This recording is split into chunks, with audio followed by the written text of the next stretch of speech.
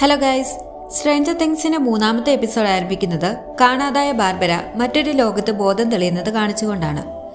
ബോധം തെളിയുന്ന ബാർബര ചുറ്റിനും നോക്കുമ്പോൾ കറുത്ത വേരുകൾ പടർന്നു കിടക്കുന്ന വെള്ളമില്ലാത്ത സ്റ്റീവിന്റെ സ്വിമ്മിംഗ് പൂളിനകത്താണ് താൻ നിൽക്കുന്നതെന്ന് മനസ്സിലാകുന്നു. അന്തരീക്ഷത്തിലൂടെ വെളുത്ത കണികകൾ പാറി നടക്കുമ്പോൾ ചുറ്റിനും നോക്കി നാൻസിയെ വിളിക്കുന്ന ബാർബര പെട്ടെന്ന് തിരിഞ്ഞു നോക്കുമ്പോൾ മുമ്പിലൊരു ജീവി വന്നു നിൽക്കുന്നത് കാണുന്നു. ഇതോടെ പേടിച്ചു പോകുന്ന ബാർബര ഓടി രക്ഷപ്പെടാൻ നോക്കുന്നു. ബാർബര ജീവൻ രക്ഷിക്കാൻ നോക്കുമ്പോൾ സ്റ്റീവ് നാൻസിയെ ചുംബനങ്ങൾ കൊണ്ട് മൂടുന്നു. ഒരു വിധത്തിൽ ബാർബര സ്വിമ്മിംഗ് പൂളിൽ നിന്ന് കയറാനുള്ള സ്റ്റെപ്പ് കണ്ടുപിടിക്കുകയും അതിലൂടെ മേലേക്ക് വലിഞ്ഞു കയറാൻ നോക്കുകയും ചെയ്യുന്നു. സ്വിമ്മിംഗ് പൂളിൽ നിന്ന് വലിഞ്ഞു കയറി വരുന്ന ബാർബര പ്രേതാലയം പോലെ വേരുകൾ പടർന്നു കിടക്കുന്ന സ്റ്റീവിന്റെ വീട് കാണുന്നതോടെ അലർന്നു. അപ്പോഴേക്കും ജീവി ബാർബരയെ സ്വിമ്മിംഗ് പൂളിലേക്ക് തിരിച്ചു വലിക്കുന്നു. ബാർബര പരമാവധി പിടിച്ചു നിൽക്കാൻ നോക്കിയെങ്കിലും ജീവി അവളെയും കൊണ്ട് സ്വിമ്മിംഗ് പൂളിലേക്ക് പോകുന്നു. സമയം ഒരുപാട് വൈകിയതുകൊണ്ട് നാൻസി സ്റ്റീവിന്റെ കോട്ടുമിട്ട് ഉറങ്ങിക്കിടക്കുന്ന സ്റ്റീവിനോട് യാത്ര പറഞ്ഞു പോകുന്നു. സ്വിമ്മിംഗ് പൂളിന് അരികിലെത്തുമ്പോൾ എന്തോ ശബ്ദം കേൾക്കുന്ന നാൻസി തിരിഞ്ഞു നോക്കിയെങ്കിലും ആരെയും കാണാത്തത് കൊണ്ട് പോകുന്നു. നേരം വൈകിയതുകൊണ്ട് വീട്ടിലേക്ക് ഒച്ച വയ്ക്കാതെ കയറുന്ന നാൻസിയെ അമ്മ കാരൻ പൊക്കുന്നു. ഇത്രയും നേരം എവിടെ ആയിരുന്നെന്നും 10 മണിക്ക് വീട്ടിൽ കയറണമെന്നുമല്ലേ പറഞ്ഞതെന്ന് കാരൻ ചോദിക്കുന്നു. അസംബ്ലി കഴിഞ്ഞ് കഴിക്കാനൊക്കെ പോയെന്ന് പറഞ്ഞ് നാൻസി ഒഴിഞ്ഞു മാറാൻ നോക്കുമ്പോൾ ഇവിടെ ഇത്രയും പ്രശ്നങ്ങൾ നടക്കുമ്പോൾ നീ ഇങ്ങനെ തുടങ്ങരുതെന്ന് കാരൻ പറയുന്നു. അതിനിടയിൽ നാൻസി ഇട്ടേക്കുന്ന കോട്ട് കാണുന്ന കാരൻ ഇതാരുടെയാണെന്ന് ചോദിക്കുന്നു. കള്ളി വെളിച്ചത്തായ നാൻസി സ്റ്റീവിന്റെ കോട്ടാണെന്ന് പറയുന്നു. അപ്പോൾ സ്റ്റീവ് നിന്റെ ബോയ്ഫ്രണ്ട് ആണോ എന്ന് കാരൻ ചോദിക്കുന്നു. അല്ലെന്ന് മറുപടി പറയുന്ന നാൻസി തണുപ്പായതുകൊണ്ട് സ്റ്റീവിന്റെ കോട്ട് ഇട്ടതാണെന്ന് പറഞ്ഞുകൊണ്ട് പോകാൻ ശ്രമിക്കുന്നു. എന്തെങ്കിലും സംഭവിച്ചെങ്കിൽ നിനക്ക് എന്നോട് തുറന്നു പറയാമെന്ന് പറയുന്ന കാരനോട് ഒന്നും സംഭവിച്ചില്ല എന്ന് പറഞ്ഞുകൊണ്ട് നാൻസി കയറിപ്പോന്നു. സ്വന്തം മകൾ തന്നിൽ നിന്നും പലതും ഒളിച്ചു വെക്കുന്നുണ്ടെന്ന് മനസ്സിലാകുന്ന കാരന്റെ കണ്ണുകൾ കലങ്ങുന്നു. പിറ്റേന്ന് രാവിലെ ഉറക്കമുണരുന്ന ജനാദൻ ജോയ്സ് എന്തൊക്കെയോ പറയുന്നത് കേട്ട് അവിടേക്ക് പോകുന്നു. വില്ലിന്റെ മുറിയിലിരുന്ന് ഒറ്റയ്ക്ക് സംസാരിക്കുന്ന ജോയ്സിനെ ജനാദൻ കാണുന്നു. ജനാദനെ അടുത്തേക്ക് വിളിച്ചിരുത്തുന്ന ജോയ്സ് വിൽ നമ്മളോട് സംസാരിക്കാൻ ശ്രമിക്കുകയാണെന്ന് പറയുന്നു. ഒന്നും മനസ്സിലാകാത്ത ജനാദൻ അതെങ്ങനെയാണെന്ന് ചോദിക്കുമ്പോൾ ഈ ലൈറ്റുകളിലൂടെയാണെന്ന് ജോയ്സ് പറയുന്നു. ജോയ്സിന് എന്തോ കുഴപ്പമുണ്ടെന്ന് ജനാദൻ ചിന്തിക്കുമ്പോൾ എനിക്ക് വട്ടൊന്നുമല്ലെന്ന് പറയുന്ന ജോയ്സ് ഞാനിപ്പോൾ കാണിച്ചു തരാമെന്ന് പറഞ്ഞുകൊണ്ട് വില്ലിനോട് നിന്റെ ചേട്ടൻ വന്നിട്ടുണ്ടെന്നും എന്നെ കാണിച്ചത് അവനെയും കാണിക്കാമോ എന്ന് ചോദിക്കുന്നു. പെട്ടെന്ന് മുന്നിലിരിക്കുന്ന ഒരു ലൈറ്റ് പെട്ടെന്ന് മിന്നിക്കിടുന്നു. ആ കത്തിയത് വില്ലാണെന്ന് ജോയ്സ് പറയുമ്പോൾ അത് കറണ്ടാണെന്നും ഇന്നലെയും മിനിഞ്ഞാന്നും നമ്മുടെ ഫോൺ അടിച്ചുപോയത് ഇങ്ങനാണെന്നും ജനാദൻ ജോയ്സിനെ പറഞ്ഞ് മനസ്സിലാക്കാൻ ശ്രമിക്കുന്നു. അത് കറണ്ടിന്റെ പ്രശ്നമല്ലെന്നും ഈ വീട്ടിൽ എന്തൊക്കെയോ നടക്കുന്നുണ്ടെന്നും പറയുന്ന ജോയ്സ് ഇന്നലെ ചുവരിൽ നിന്ന് എന്തൊക്കെയോ തള്ളി വന്നെന്നും വില്ല് ഈ വീട്ടിൽ തന്നെ ഉണ്ടെന്ന് പറയുകയും ഞാൻ കുറച്ച് ലൈറ്റുകൾ കൂടി കത്തിച്ചു നോക്കാമെന്ന് പറയുമ്പോൾ ഇങ്ങനെ ഓരോന്ന് കാണിക്കുന്നത് നിർത്തണമെന്ന് ജനാദൻ നിസ്സഹായതയോടെ പറയുന്നു. അവനെ കാണാതായതേ ഉള്ളെന്നും ആൾക്കാരവനെ തപ്പി കണ്ടുപിടിക്കുമെന്നും പറയുന്ന ജനാദൻ അതുവരെ ക്ഷമയോടെ കാത്തിരിക്കാനും പറയുന്നു. കുറച്ചു നേരം കിടക്കാനും ഒന്നുറങ്ങി എണീറ്റാൽ ഇതൊക്കെ മാറിക്കൊള്ളുമെന്നും പറഞ്ഞുകൊണ്ട് ജനാദൻ പോകുന്നു. ഇതേസമയം മൈക്കിന്റെ വീട്ടിൽ 3 കൂട്ടുകാരും ഒത്തുചേരുകയും വില്ലിനെ രക്ഷിക്കാനുള്ള ഓപ്പറേഷൻ വില്ലിന് പ്ലാൻ ഇടുകയും ചെയ്യുന്നു. AV ക്ലബിന്റെ ക്ലാസ് ഉണ്ടെന്ന് പറഞ്ഞ് വീട്ടിൽ നിന്ന് ചാടാമെന്നും ശേഷം ഇലവനെയും കൊണ്ട് വില്ലിനെ രക്ഷിക്കാൻ പോകാമെന്നും മൈക്ക് പറയുമ്പോൾ ഇവള് പറയുന്നതൊക്കെ ശരിയാണെന്ന് എന്താ ഇത്ര ഉറപ്പെന്ന് ലൂക്കസ് ചോദിക്കുന്നു. ഇതല്ലാതെ വേറെ വഴിയില്ലെന്ന് മൈക്ക് പറയുമ്പോൾ ഓപ്പറേഷൻ വില്ലിന് വേണ്ടി ബൈനോക്കുലറും കത്തിയും തെറ്റാലിയും മറ്റ് സാധനങ്ങളും ലൂക്കസ് കൊണ്ടുവരുന്നു. ഡെമോഗോർഗനെ തെറ്റാലി കൊണ്ടാണോ അണ്ണൻ നേരിടാൻ പോകുന്നതെന്ന് ഡസ്റ്റിൻ ചോദിക്കുമ്പോൾ ഒന്നാമത്തെ കാര്യം ഡെമോഗോർഗൻ എന്നൊരു സാധനം ഇല്ലെന്നും ഇനി എന്തെങ്കിലും പ്രശ്നമുണ്ടെങ്കിൽ സുരക്ഷയ്ക്ക് വേണ്ടിയാണിതെന്നും ആര് വന്നാലും അവനെ ഞാൻ എറിഞ്ഞിടുമെന്നും ലൂക്കസ് പറയുന്നു. ശേഷം ഡസ്റ്റിൻ അവന്റെ സാധനങ്ങൾ മേശയിലോട്ട് കുടഞ്ഞിടുന്നു. അപകടം പിടിച്ച രക്ഷാദൗത്യത്തിന് കുറെ പഴങ്ങളും പലഹാരങ്ങളുമായി വന്ന ഡസ്റ്റിനെ ലൂക്കസും മൈക്കും നോക്കുന്നു. ഡെമോഗോർഗനെ നീ പഴത്തിന് എറിഞ്ഞിടുമോ എന്ന് ലൂക്കസ് തിരിച്ചടിക്കുമ്പോൾ ഇതൊക്കെ സ്റ്റാമിനയ്ക്ക് വേണ്ടിയാണെന്ന് പറയുന്ന ഡസ്റ്റിൻ അല്ലെങ്കിലും ആയുധങ്ങളുടെ ആവശ്യം എന്താണെന്നും നമുക്ക് ഇവളല്ലേ ആയുധമെന്നും പറയുന്ന ഡസ്റ്റിൻ ഇലവനോട് ഒരു കളിപ്പാട്ടം പറത്തിച്ചു കാണിക്കാൻ പറഞ്ഞെങ്കിലും ഇലവൻ അനങ്ങുന്നത് പോലുമില്ല. അപ്പോഴേക്കും കാരൻ പിള്ളേരെ സ്കൂളിൽ പോകാൻ വേണ്ടി വിളിക്കുന്നു. ധൃതിയിൽ പോകാനൊരുങ്ങുന്ന മൈക്ക് ഇലവനോട് ഇവിടെ ഒച്ച ഉണ്ടാക്കാതെ ഇരിക്കണമെന്നും സ്കൂൾ വരുന്ന സമയം 3:15 വീടിന് പുറകിലേക്ക് വരണമെന്നും പറയുമ്പോൾ സ്കൂൾ എന്താണെന്നോ സമയം എന്താണെന്നോ അറിയാതെ ഇരിക്കുന്ന ഇലവനെ കാണുന്നു. കയ്യിലെ വാച്ചൂരി ഇലവന് കൊടുക്കുന്ന മൈക്ക് വാച്ചിൽ 3:15 എന്ന് കാണുമ്പോൾ വീടിന് പുറകിലേക്ക് വരണമെന്ന് പറയുന്നു. പിന്നീട് ഹൈസ്കൂളിലേക്ക് വരുന്ന നാൻസിയെ എല്ലാവരും പ്രത്യേകം ശ്രദ്ധിക്കുന്നത് പോലെ അവൾക്ക് തോന്നുന്നു. ലോക്കർ റൂം തുറക്കുമ്പോൾ അവിടേക്ക് സ്റ്റീവ് വരുന്നു. നാൻസിയുടെ മുഖം വാടിയിരിക്കുന്നത് കാണുന്ന സ്റ്റീവ് എന്തു പറ്റിയെന്ന് ചോദിക്കുന്നു. എല്ലാവരും എന്നെ തന്നെ നോക്കുന്നത് പോലെ തോന്നുന്നെന്ന് നാൻസി പറയുമ്പോൾ ഞാൻ ആരോടും ഒന്നും പറഞ്ഞിട്ടില്ലെന്നും നിനക്ക് തോന്നിയതാവുമെന്ന് പറയുന്ന സ്റ്റീവ് നാൻസിയെ ചുംബിക്കുന്നു. ശേഷം ക്ലാസ്സിലേക്ക് വരുന്ന നാൻസി ബാർബരയുടെ സീറ്റ് ഒഴിഞ്ഞു കിടക്കുന്നത് ശ്രദ്ധിക്കുന്നു. അതേസമയം ഹോപ്പറും സംഘവും നാഷണൽ ലബോറട്ടറിക്ക് മുന്നിലേക്ക് വരുന്നു. ശേഷം കാവൽക്കാരനോട് ഗേറ്റ് പൊക്കാനും അകത്ത് കയറി ഒന്ന് പരിശോധിക്കണമെന്നും പറയുന്നു. അകത്തു കടക്കാൻ മുൻകൂർ അനുമതി വേണമെന്ന് കാവൽക്കാരൻ പറയുന്നു. വാർത്തയിലൊക്കെ കണ്ടു കാണുമല്ലോ എന്നും ഒരു പയ്യൻ മിസ്സായെന്നും ഈ ലബോറട്ടറിയിലേക്ക് കയറിയെന്ന് ഒരു വിവരം കിട്ടിയതുകൊണ്ട് വന്നതാണെന്നും പറയുന്ന ഹോപ്പർ നിങ്ങളുടെ ബോസിനോട് ഒരു 10 മിനിറ്റ് നേരം പരിശോധിച്ച ശേഷം പൊക്കോളാമെന്ന് പറയാൻ പറയുന്നു. ഇതിനിടയിൽ മൈക്കിന്റെ വീട്ടിൽ വെറുതെ ഇരുന്ന് ബോറടിക്കുന്ന ഇലവൻ പതിയെ മൈക്കിന്റെ വീടൊക്കെ ചുറ്റി നടന്ന് കാണുന്നു. അതിനിടയിൽ TV ഒക്കെ ഓണാക്കുന്ന ഇലവൻ TVയിൽ കൊക്കക്കോളയുടെ പരസ്യം കാണുന്നു. പെട്ടെന്ന് ഫ്ലാഷ് ബാക്കിൽ ഇലവനെ ബ്രണ്ണർ പരീക്ഷണത്തിനായി ഇരുത്തിയിരിക്കുന്നത് കാണിക്കുന്നു. മുന്നിലിരിക്കുന്ന കൊക്കക്കോളയുടെ ക്യാൻ ഇലവനോട് ബ്രണ്ണർ പവേഴ്സ് യൂസ് ചെയ്ത് ചുരുക്കാൻ പറയുന്നു. ഇലവൻ അവളുടെ മൈൻഡ് പവർ യൂസ് ചെയ്യുമ്പോൾ അടുത്തുള്ള മെഷീൻ അവളുടെ ബ്രെയിനിൽ നിന്ന് വരുന്ന വേവ്സ് അളക്കുന്നു. ഇലവൻ അവളുടെ പവർ കൊണ്ട് ക്യാൻ ചുരുക്കുമ്പോൾ ബ്രണ്ണറിന് സന്തോഷമാകുന്നത് ഇലവൻ TVക്ക് മുന്നിലിരുന്ന് ഓർക്കുന്നു. ഇതേ സമയം ജോയ്സ് വീട്ടിൽ ക്രിസ്മസിനെ തൂക്കുന്ന LED ബൾബുകൾ എടുത്തുകൊണ്ട് വരുന്നു. ശേഷം വീട്ടിലെ ചുവരുകളിലെല്ലാം ആണി അടിച്ച് ബൾബുകൾ തൂക്കുന്നു. ബൾബിന് നീളം പോരാതെ വരുന്നതോടെ ജോയ്സ് വീണ്ടും അവളുടെ മുതലാളിയുടെ കടയിലേക്ക് പോകുന്നു. ഒരു ലോഡ് ബൾബുകൾ വാങ്ങിക്കൂട്ടുന്നത് മുതലാളി കാണുമ്പോൾ ഇതും കൂടെ ആ കടത്തിലേക്ക് എഴുതി കൂട്ടാൻ ജോയ്സ് പറയുന്നു. അതേസമയം ലബോറട്ടറിക്കുള്ളിൽ കയറുന്ന ഹോപ്പറും സംഘവും ഡ്രെയിനേജ് പൈപ്പ് പരിശോധിക്കുന്നു. ഈ കുഞ്ഞു പൈപ്പിലൂടെ ആര് വരാനാണെന്നും വന്നെങ്കിൽ തന്നെ ഈ കോമ്പൗണ്ടിന് ചുറ്റും 100 ക്യാമറയും സെക്യൂരിറ്റീസും ഉണ്ടെന്നും അവരെയൊക്കെ മറികടന്നു പോകാൻ സാധിക്കുമോ എന്ന് ലബോറട്ടറിയിലെ ഉദ്യോഗസ്ഥൻ പറയുന്നു. എന്നാൽ പിന്നെ ക്യാമറയിലെ റെക്കോർഡ്സ് ഒക്കെ കണ്ടുകളയാമെന്ന് പറയുന്ന ജിം ഹോപ്പർ ലബോറട്ടറിക്കുള്ളിലേക്ക് കയറുന്നു. പോകുന്ന വഴിക്ക് ക്വാറന്റൈൻ സോൺ കാണുന്ന ഹോപ്പർ നിങ്ങൾ ഇവിടെ ശരിക്കും എന്താണ് ചെയ്യുന്നതെന്ന് ഉദ്യോഗസ്ഥനോട് ചോദിക്കുന്നു. അതൊന്നും എനിക്ക് പറയാൻ അനുവാദമില്ലെന്ന് ഉദ്യോഗസ്ഥൻ പറയുമ്പോൾ ഇവിടുത്തെ മേധാവി ആരാണെന്ന് ഹോപ്പർ ചോദിക്കുന്നു. ഡോക്ടർ മാർട്ടിൻ ബ്രണ്ണർ ആണെന്ന് പറയുന്ന ഉദ്യോഗസ്ഥൻ അവരെ CCTV റൂമിലേക്ക് കൊണ്ടുപോകുന്നു. CCTV ഫുട്ടേജസ് കാണുന്ന ഹോപ്പർ ഇത് കഴിഞ്ഞ് 2 ദിവസമായ 6-7 തീയതികളിലുള്ള ഫുട്ടേജസ് തന്നെയാണോ എന്ന് ചോദിക്കുന്നു. അതെ എന്ന് ഓപ്പറേറ്റർ പറയുന്നു. അസ്വാഭാവികമായ ഒന്നും കാണാത്തതുകൊണ്ട് തിരിച്ചു പോകുന്ന ഹോപ്പർ 7-ാം തീയതി നമ്മൾ വില്ലിനെ തിരഞ്ഞിറങ്ങിയത് ഓർക്കുന്നുണ്ടോ എന്ന് സഹ ഉദ്യോഗസ്ഥനോട് ചോദിക്കുന്നു. അന്ന് എന്തോർക്കാനാണെന്നും മഴ കാരണം തിരച്ചിൽ നിർത്തേണ്ടി വന്നില്ലേ എന്നും ഉദ്യോഗസ്ഥർ പറയുന്നു. അത് ശരിയാണെന്നും നല്ല ശക്തമായ മഴയായിരുന്നെന്നും എന്നാൽ കുറച്ചു മുൻപ് കണ്ട ഫൂട്ടേജസിൽ എവിടെയെങ്കിലും മഴ പെയ്യുന്നത് നിങ്ങൾ കണ്ടോ എന്ന് ഹോപ്പർ ചോദിക്കുന്നു. അത് ശരിയാണല്ലോ എന്ന് പറയുന്ന ഉദ്യോഗസ്ഥരോട് അവരെന്തോ മറച്ചു വെക്കുന്നുണ്ടെന്ന് ഹോപ്പർ പറയുന്നു. അതേസമയം ലബോറട്ടറിയുടെ ഗ്രൗണ്ട് ലെവലിൽ ബ്രണ്ണർ സംഘവും ഗേറ്റിന് സമീപം ഒരു പുള്ളിംഗ് മെഷീൻ ഘടിപ്പിക്കുന്നത് കാണുന്നു. മൈക്കിന്റെ വീട്ടിലൂടെ നടക്കുന്ന ഇലവൻ നാൻസിയുടെ റൂമിലേക്ക് വരുന്നു. മുറി മുഴുവൻ ചുറ്റി നടന്നു നോക്കുന്ന ഇലവൻ നാൻസിയുടെ ഫോട്ടോസ് ഒക്കെ നോക്കുന്നു. അതിൽ നാൻസിയും ബാർബരയും ഒന്നിച്ചുള്ള ഫോട്ടോ ഇലവന്റെ ശ്രദ്ധയെ ആകർഷിക്കുന്നു. ഇതേസമയം ഹൈസ്കൂളിൽ നാൻസിയും സ്റ്റീവിന്റെ ഫ്രണ്ട്സും ഇരുന്ന് ആഹാരം കഴിക്കുന്നു.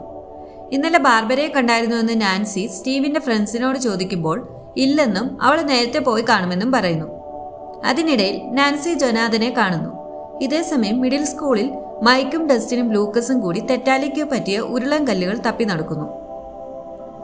ഇലവനും എക്സ്മെനിലെ പോലെ സൂപ്പർ പവേഴ്സ് ആയിട്ട് ജനിച്ചതായിരിക്കുമോ എന്ന് ഡസ്റ്റിൻ ചോദിക്കുമ്പോൾ അവൾ സൂപ്പർ ഹീറോ ഒന്നും അല്ലെന്നും തലതിരിഞ്ഞ കേസാണെന്നും ലൂക്കസ് പറയുന്നു. അതിലിപ്പോൾ എന്തിരിക്കുന്നെന്നും എക്സ്മെനിലെ സൂപ്പർ ഹീറോസ് എല്ലാവരും തലതിരിഞ്ഞവർ അല്ലേ എന്ന് മൈക്ക് ന്യായീകരിക്കുന്നു. മൈക്കിന്റെ ചാട്ടം എങ്ങോട്ടാണെന്ന് എനിക്ക് മനസ്സിലാകുന്നുണ്ടെന്ന് പറയുന്ന ലൂക്കസ് അത്രയ്ക്ക് പിടിച്ചെങ്കിൽ അവളെ അങ്ങ് കെട്ടിക്കോളാൻ പറയുന്നു. അതിനിടയ്ക്ക് അവിടേക്ക് സ്കൂളിലെ ബുള്ളീസ് വരുന്നു.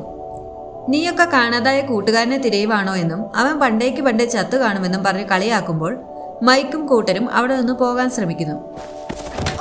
ബുള്ളീസിൽ ഒരുത്തൻ മൈക്കിനെ തട്ടി വീഴ്ത്തുകയും മൈക്കിന്റെ താടി കല്ലിൽ ചെന്നിടിക്കുകയും ചെയ്യുന്നു. പരിക്ക് പറ്റിയ മൈക്കിനെ സന്തോഷിപ്പിക്കാൻ ഡസ്റ്റിനൊരു ഉരുളങ്കല്ല് എടുത്തു കൊടുക്കുന്നു. ഇതിനിടയിൽ ജൊനാഥൻ ഇന്നലെ എടുത്ത ഫോട്ടോസ് എല്ലാം സ്റ്റുഡിയോയിൽ ഉണക്കാനിടുന്നു. പെട്ടെന്ന് അവിടേക്ക് കയറി വരുന്ന ക്ലാസ്മേറ്റ് നാൻസിയുടെ സ്വകാര്യ ഫോട്ടോ ജൊനാഥൻ ഉണക്കാനിട്ടേക്കുന്നത് കാണുന്നു. ഇതോടെ വേഗം ഫോട്ടോസും പെറുക്കിക്കൊണ്ട് ജൊനാഥൻ പോകുന്നു. ഇതേസമയം ജോയ്സ് മാല ബൾബുകൾ കൊണ്ട് വീട് മുഴുവൻ നിറയ്ക്കുന്നു. എല്ലാ മുറികളിലും ബൾബുകൾ തൂക്കി വില്ലിനെ കാത്ത് ജോയ്സ് നിൽക്കുമ്പോൾ പെട്ടെന്ന് കാരൻ മകളായ ഹോളിയെയും കൂട്ടി അവിടേക്ക് വരുന്നു. ജോയ്സിന്റെ സുഖവിവരങ്ങൾ തിരക്കാൻ വരുന്ന കാരനെ ജോയ്സ് അകത്തേക്ക് വിളിക്കുന്നു. ഇതിനിടയിൽ ഹോപ്പറും സഹ ഉദ്യോഗസ്ഥനും കൂടി ഹോക്കിൻസ് ലൈബ്രറിയിൽ വരുന്നു. ഹോക്കിൻസ് നാഷണൽ ലബോറട്ടറിയെക്കുറിച്ചുള്ള ആർട്ടിക്കിൾസും ഹിസ്റ്ററിയും ഒക്കെ ചികഞ്ഞെടുക്കാൻ വരുന്ന ഹോപ്പർ ലബോറട്ടറിക്കെതിരെ ഉണ്ടായിരുന്ന ഒരുപാട് കേസുകളും ആരോപണങ്ങളും കാണുന്നു.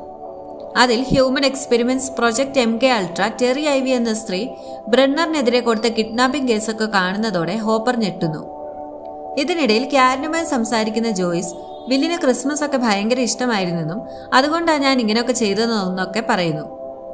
ജൊനാഥന് കുഴപ്പമൊന്നുമില്ലല്ലോ എന്ന് കാരൻ ചോദിക്കുമ്പോൾ അവന് കുഴപ്പമില്ലെന്നും മറ്റുമൊക്കെ ജോയ്സ് പറയുന്നതിനിടെ വില്ലിന്റെ മുറിയിൽ നിന്നും ഒരു ശബ്ദം ജോയ്സ് കേൾക്കുന്നു. ശേഷം വീണ്ടും സംസാരത്തിലേക്ക് മുഴുകുന്നു.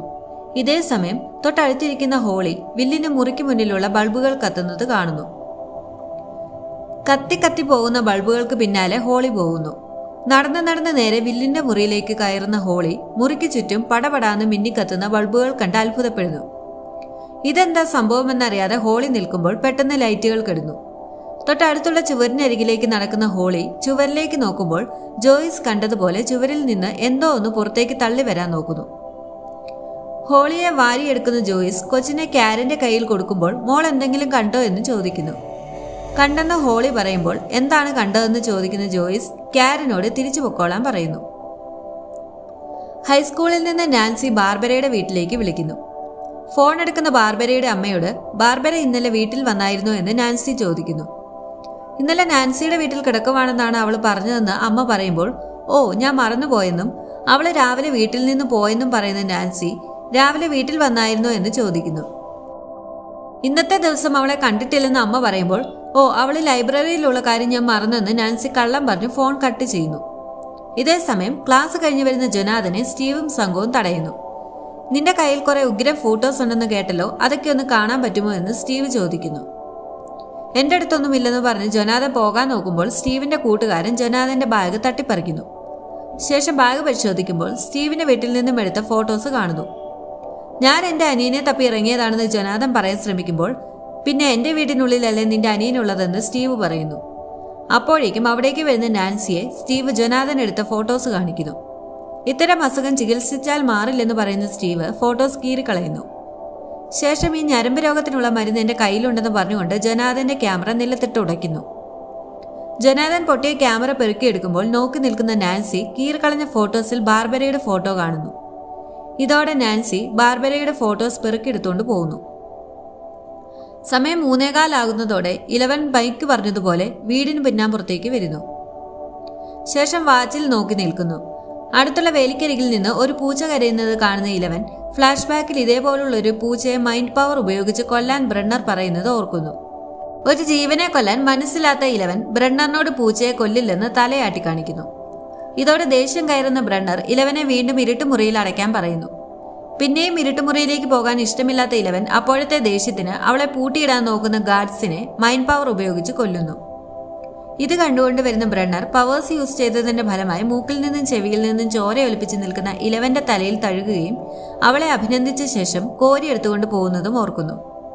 അപ്പോഴേക്കും ഇലവന്റെ അടുത്തേക്ക് മൈക്കും കൂട്ടരും വരുന്നു. ഇലവനെ സൈക്കിളിന് പുറകിലിരുത്തിക്കൊണ്ട് മൂവരും പോകുന്നു. ഇതേ സമയം ഹൈസ്കൂളിൽ സ്റ്റീവിനൊപ്പം ഇരിക്കുന്ന നാൻസി വീട്ടിൽ പോകുവാണെന്ന് പറഞ്ഞുകൊണ്ട് ധൃതിയിൽ പോകുന്നു.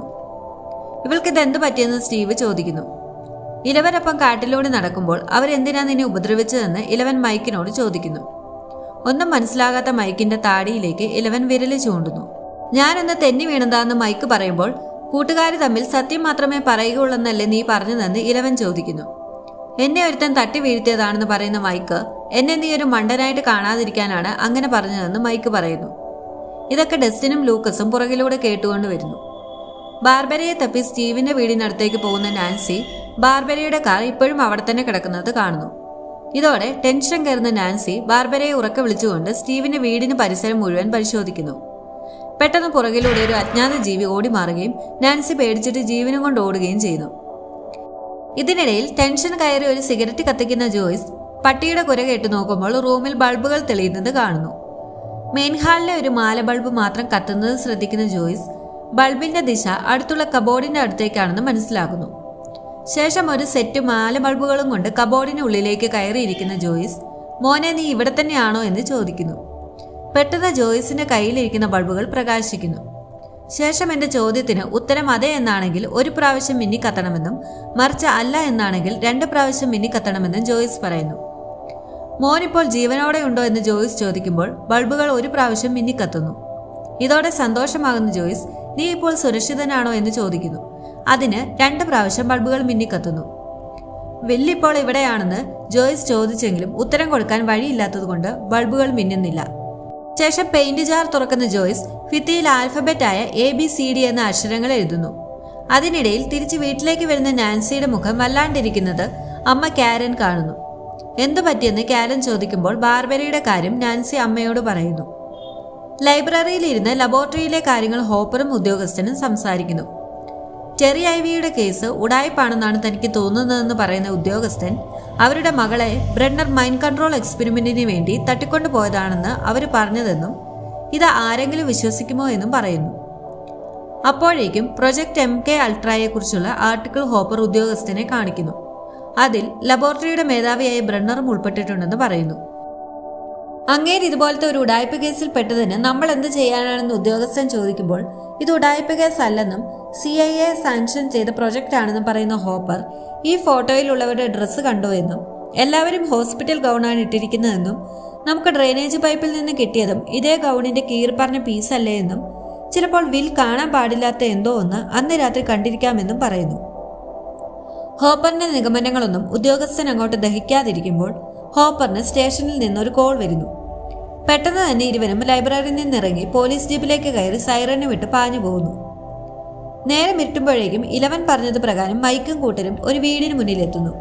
ഇത് വില്ലിന്റെ വീടാണെന്ന് പറയുന്ന മൈക്ക് ഇവിടെയാണ് വിൽ താമസിക്കുന്നതെന്ന് പറയുമ്പോൾ വില്ല് ഇവിടെയാണ് ഒളിച്ചിരിക്കുന്നതെന്ന് 11 പറയുന്നു. അപ്പോഴേക്കും പുറകെ വരുന്ന ഡസ്റ്റിനും ലൂക്കസും വില്ലിന്റെ വീട്ടിലേക്ക് വരാനാണോ ഇത്രയും ചുറ്റിയതെന്നും ഇവൾക്കൊരു തേങ്ങയും അറിയില്ലെന്ന് പറഞ്ഞ് ബഹളം വെക്കുമ്പോൾ ദൂരെ നിന്നൊരു പോലീസ് സൈറൻ മുഴങ്ങുന്നത് ഡസ്റ്റിൻ കേൾക്കുന്നു. ശ്രദ്ധിച്ചു നോക്കുമ്പോൾ ഒരു കൂട്ടം പോലീസും ആംബുലൻസും പോകുന്നത് മൈക്കും കൂട്ടിനും കാണുന്നു. ഇതോടെ പോലീസിന് പിന്നാലെ 4 പേരും വെച്ച് പിടിക്കുന്നു. ഇതേസമയം ജോയ്സ് അക്ഷരങ്ങൾ മുഴുവൻ എഴുതുകയും ഓരോ അക്ഷരത്തിന് മുകളിൽ ബൾബുകൾ വെക്കുകയും ചെയ്യുന്നു. ശേഷം വില്ലിനോട് എവിടെയാണെന്ന് ചോദിക്കുന്നു. ഓരോ അക്ഷരവും മിന്നിച്ച് കാണിക്കുന്ന വിൽ ഈ വീട്ടിൽ തന്നെ ഉണ്ടെന്ന് ജോയ്സിനോട് പറയുന്നു. വിൽ പറയുന്നത് മനസ്സിലാകാത്ത ജോയ്സ് എങ്ങനെ നിന്നെ കണ്ടുപിടിക്കുന്നതെന്ന് ചോദിക്കുന്നു. പെട്ടെന്ന് ജീവനം കൊണ്ട് ഓടിക്കോളാൻ വില്ല് എഴുതി കാണിക്കുമ്പോൾ ജോയ്സിന് പുറകിലെ ഭിത്തിയിൽ നിന്നും എന്തോ ഒന്ന് വെളിയിലേക്ക് തള്ളി വരാൻ നോക്കുന്നു. ചുവരുകൾ കീറി മുറിച്ചുകൊണ്ട് ഒരു ഭീകരജീവി വെളിയിലേക്ക് വരുന്നു. ഇതോടെ ജോയ്സ് ഓടി രക്ഷപ്പെടുന്നു. മൈക്കും കൂട്ടുകാരും പോലീസിന് പിന്നാലെ വരുമ്പോൾ ഹോപ്പറും സംഘവും നേരെ ഒരു പാറമടയ്ക്ക് സമീപം വരുന്നു. എല്ലാവരും നോക്കുമ്പോൾ വെള്ളത്തിൽ നിന്നും വില്ലിന്റെ ബോഡി വെളിയിലെടുക്കുന്നു. അത് വില്ലാവില്ലെന്ന് മൈക്ക് പറയുമ്പോൾ അത് വില്ലാണെന്ന് ലൂക്കസ് പറയുന്നു. ഇതോടെ എല്ലാവരും സങ്കടത്തിലാകുന്നു. 11 മൈക്കിനെ സമാധാനിപ്പിക്കാൻ നോക്കിയെങ്കിലും പൊട്ടിത്തെറിക്കുന്ന മൈക്ക് നീയല്ലേ പറഞ്ഞത് അവൻ ജീവനോടെയുണ്ടെന്നും എന്തിനാ ഞങ്ങളോട് കള്ളം പറഞ്ഞതെന്നും പറയുമ്പോൾ 11 കരയുന്നു. ഇതോടെ മൈക്ക് അവിടെ നിന്നും പോകുന്നു. ഇതിനിടയിൽ വഴിയിലൂടെ ഓടുന്ന ജോയ്സ് ജൊനാഥന്റെ കാറിന് മുന്നിൽ വന്ന് ചാടുന്നു. എന്തു പറ്റിയെന്ന് പറഞ്ഞു വരുന്ന ജൊനാഥനെ ജോയ്സ് കെട്ടിപ്പിടിച്ച് കരയുന്നു. അതേസമയം വീട്ടിൽ വരുന്ന മൈക്ക് സങ്കടം സഹിക്കാനാകാതെ കാരനെ കെട്ടിപ്പിടിച്ച് കരയുമ്പോൾ ജോയ്സിനും ജൊനാഥനും അടുത്തേക്ക് പോലീസ് ജീപ്പ് വരുന്നത് കാണിച്ചുകൊണ്ട് മൂന്നാമത്തെ എപ്പിസോഡ് അവസാനിക്കുമ്പോൾ ഒരുപാട് ചോദ്യങ്ങൾ ബാക്കിയാകുന്നു. പാറമടയിൽ നിന്ന് കണ്ടെടുത്തത് വില്ലാണെങ്കിൽ ജോയ്സിനോട് ആരാണ് സംസാരിക്കുന്നതെന്നും ബാർബരയ്ക്ക് എന്തു പറ്റിയെന്നും ഭിത്തിയിൽ നിന്ന് വന്ന ജീവി എന്താണെന്നും അറിയാനായി അടുത്ത എപ്പിസോഡിന് വേണ്ടി കാത്തിരിക്കും. Until then, it's me, Manic Stream, signing off.